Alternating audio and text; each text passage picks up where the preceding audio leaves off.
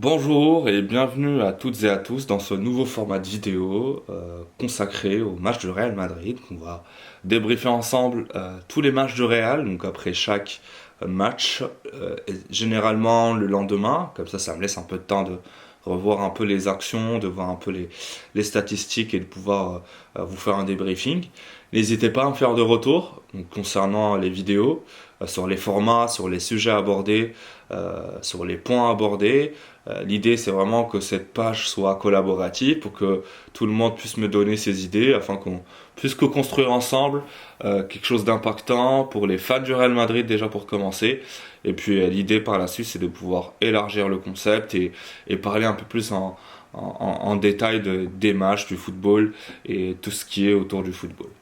Donc, merci beaucoup. On va commencer déjà par débriefer ce match comptant pour la 8e journée de Liga entre l'Atlético de Madrid et le Real Madrid au Wanda Metropolitano.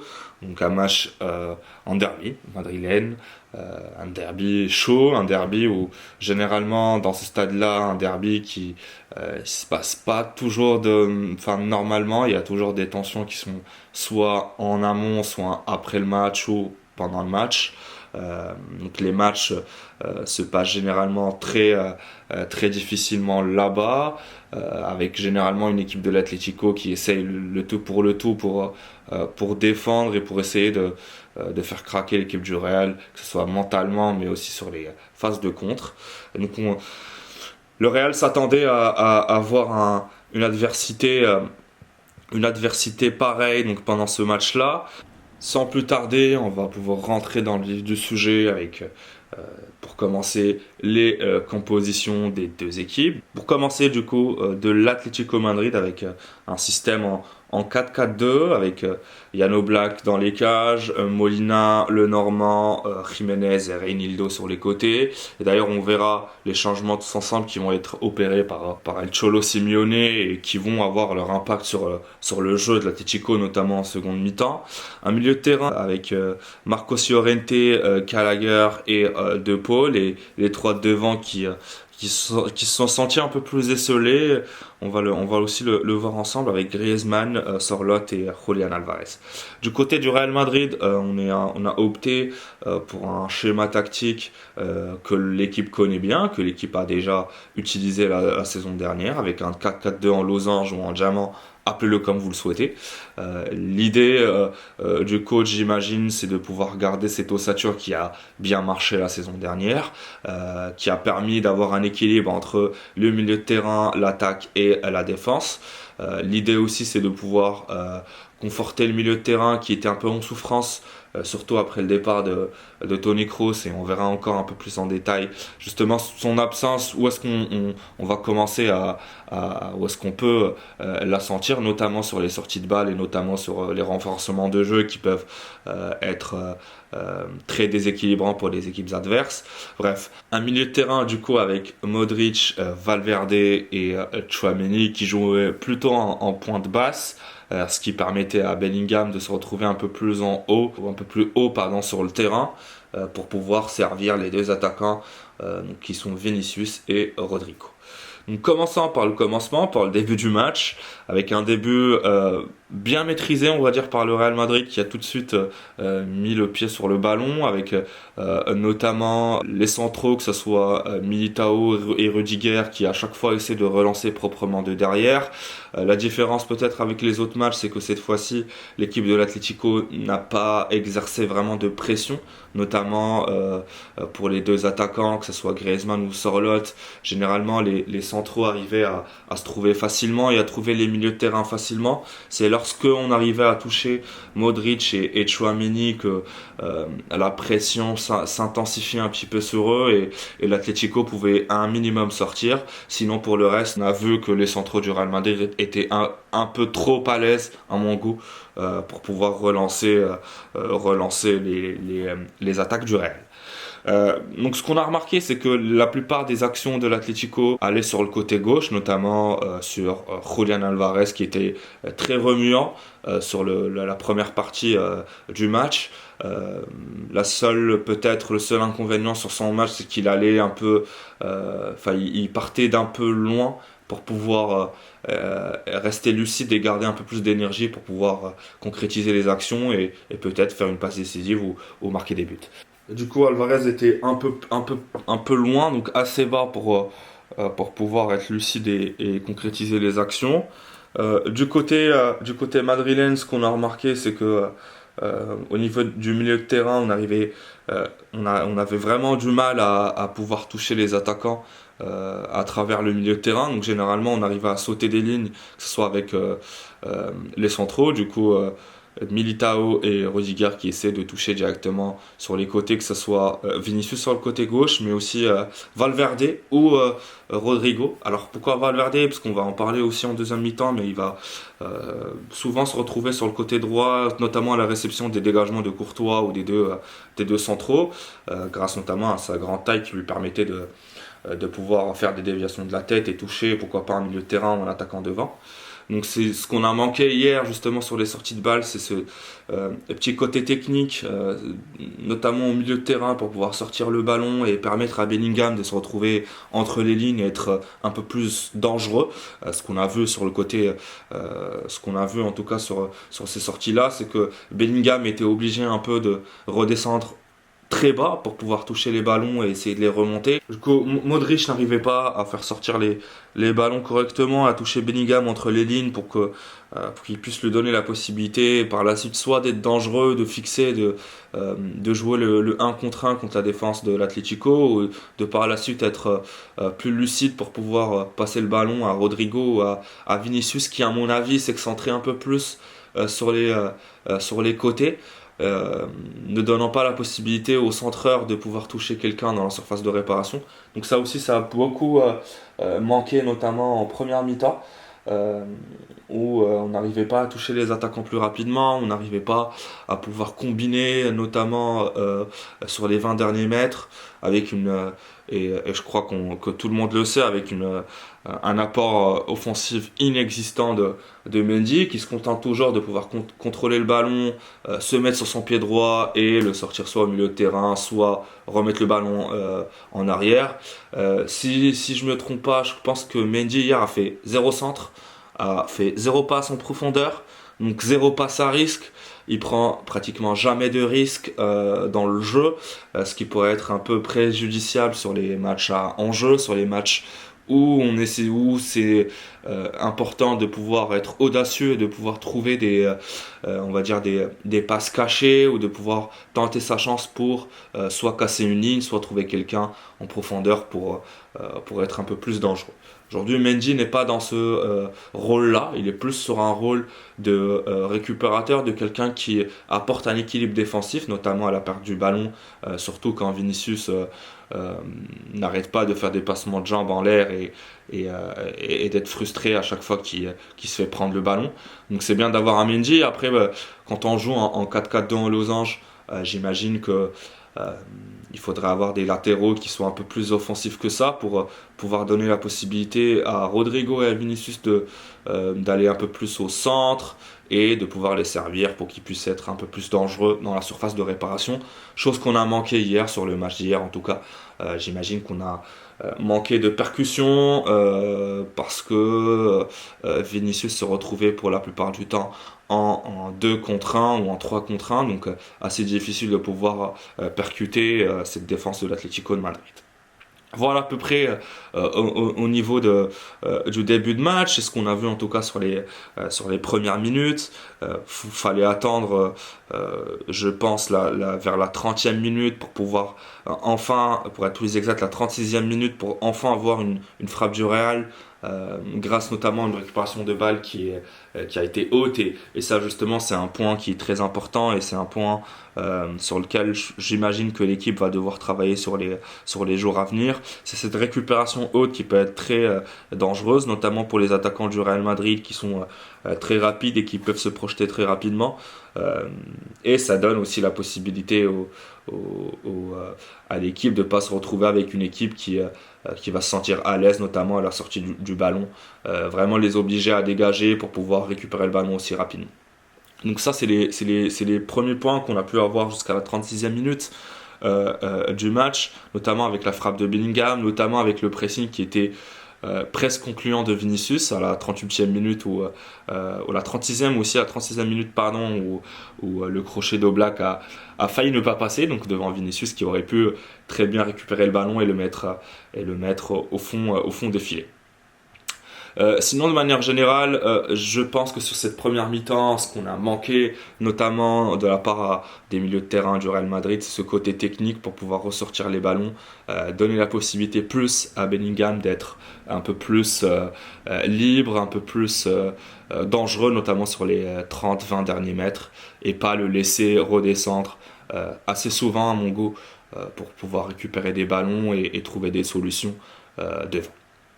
Donc deuxième mi-temps avec une équipe de l'Atlético un peu plus haute sur le terrain, un peu plus dangereuse, qui va essayer de faire des choses, qui va essayer de bousculer cette équipe du Real Madrid. Donc avec ce premier changement de Koke qui a remplacé Molina, ce qui a permis à Marcos Llorente de rebasculer sur le côté droit de la défense de l'Atlético, ce qui va permettre à Koke de pouvoir gérer cette défense-là, de pouvoir faire monter, faire descendre aussi le bloc.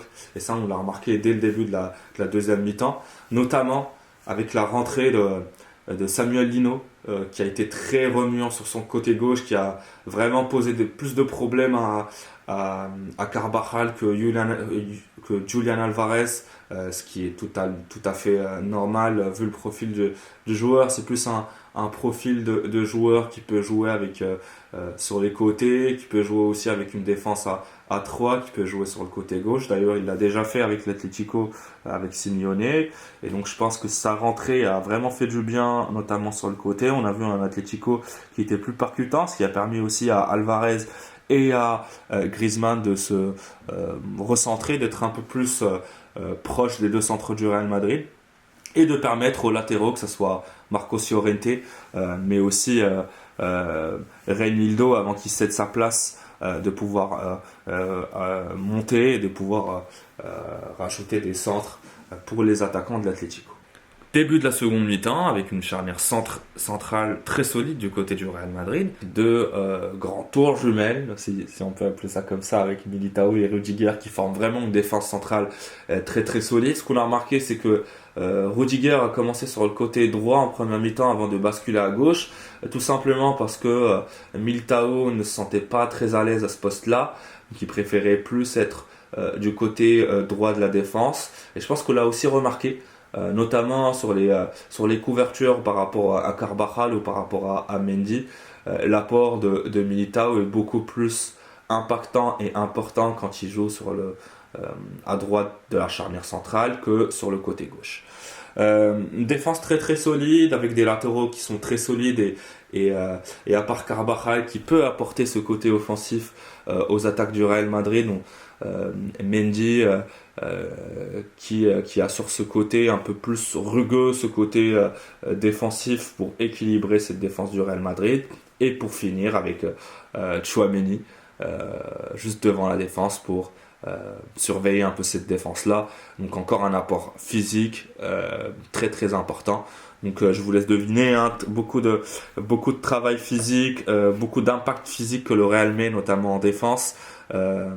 Mais en contrepartie, on se retrouve avec des attaques qui sont moins fluides, les sorties de balles sont moins fluides parce que les joueurs qui sont, que ce soit en défense ou en milieu de terrain, qui peuvent représenter cette première sortie de balle, ne sont pas en go assez techniques pour pouvoir trouver des passes entre les lignes, pour pouvoir risquer des passes, notamment des passes axiales, pour casser ces lignes-là, trouver Bellingham rapidement, qui lui à son tour pourra trouver Vinicius et Rodrigo sur les côtés afin d'accélérer le jeu. Donc on arrive à ce premier but qui vient à la suite d'un coup de pied arrêté qui a été joué rapidement avec une combinaison. On a vu le but de Militao et honnêtement je ne voyais pas comment le Real allait pouvoir marquer sur ce match-là, à part sur coup de pied arrêté, tant les attaques du Real étaient très faibles et l'apport offensif, que ce soit des latéraux, même des attaquants, était très faible. Donc je pense qu'il va falloir trouver une solution très rapidement à ce problème-là. Je ne suis pas entraîneur pour pouvoir proposer des recommandations ou des choses à mettre en place pour le moment. En tout cas, ce qu'il faut ressortir, et de ce premier but du Real Madrid, c'est que je pense que le Real n'aurait pas pu marquer d'autres buts à part que sur coup de pied arrêté, notamment lié aux faibles occasions créées par l'équipe, au faible apport offensif aussi de l'équipe. On n'a pas réellement vu d'action très dangereuse qui a mis à contribution au Black, à part 2-3 frappes à l'extérieur de l'extérieur de la surface de réparation. Donc je pense qu'il manquait vraiment un numéro 9 qui peut occuper les deux centraux, que ce soit le Normand mais aussi Jiménez, euh, pour donner la possibilité aux ailiers de s'exprimer un peu plus, pour limiter aussi l'apport défensif ou l'aide défensive qui a été mise par les défenseurs ou les milieux de terrain pour les latéraux de l'Atlético, pour les aider à retenir que ce soit Rodrigo ou Vinicius. Donc je pense que l'apport d'Mbappé va être important dans les matchs à venir, notamment sur des gros matchs ou notamment sur des défenses qui sont très solides. Je pense qu'il manquait vraiment de quelqu'un qui a cette capacité d'élimination, cette capacité à aller en un contre un sur toutes les zones du terrain. Donc je pense que c'est ce qui manquait réellement hier du côté du Real. Donc après le but vient l'interruption. Et c'est juste avant l'interruption, ce qu'on arrivait à remarquer, c'est que déjà le Real, notamment par manque de profondeur de banc, notamment sur le milieu de terrain, a commencé déjà à se mettre à 3 derrière avec Carvajal qui s'est mis en position de défenseur central excentré à droite, donc avec une défense à 3 avec Rudiger et Militao. Valverde a commencé à occuper le poste de latéral droit avancé avec Mendy. Et par la suite intervient la suspension du match, notamment à cause des supporters de l'Atlético Madrid, mais aussi, et je dois l'avouer, à cause d'un mini-chambrage, on va appeler ça comme ça, de Courtois après le but de Militao. À sa place, personnellement, je ne l'aurais pas fait. Je serais resté dans mon match, surtout que la dynamique était bonne et ça n'avait pas d'importance de pouvoir les chambrer, de pouvoir les allumer, surtout que ton équipe gagne et que tout était quadrillé, tout était bien fait du côté du Real Madrid. Donc après l'interruption, on a commencé à voir les premiers changements enfin de Carlo, et ça je pense que on va en parler dans les prochains jours. C'est cette capacité que Carlo a à pouvoir changer tout le temps à la dernière minute, ce qui peut causer certains problèmes, notamment physiques pour les joueurs. Et c'est le problème qu'on a aujourd'hui au sein de l'effectif, parce qu'il n'y a pas assez de profondeur de banc, notamment au milieu de terrain. Le Real aujourd'hui joue avec 3 ou 4 milieux de terrain maximum. C'est pas suffisant à mon goût, notamment si le Real veut être compétitif sur plusieurs tableaux, notamment la Liga, le championnat ou notamment la Coupe. Donc après la reprise, ce qu'on a remarqué, c'est une attaque-défense, tout simplement, de l'Atlético et du Real, avec une équipe de l'Atlético qui était dans l'obligation de pouvoir attaquer, et ça je pense qu'ils le font toujours dans chacun de leurs matchs, d'essayer d'attaquer vraiment dans les 15 dernières minutes pour pouvoir avoir un résultat qui soit nul ou pour avoir une victoire. C'est ce qu'ils ont réussi à faire malheureusement à la 95e minute avec ce but de Correa qui pourrait être évitable à mon avis.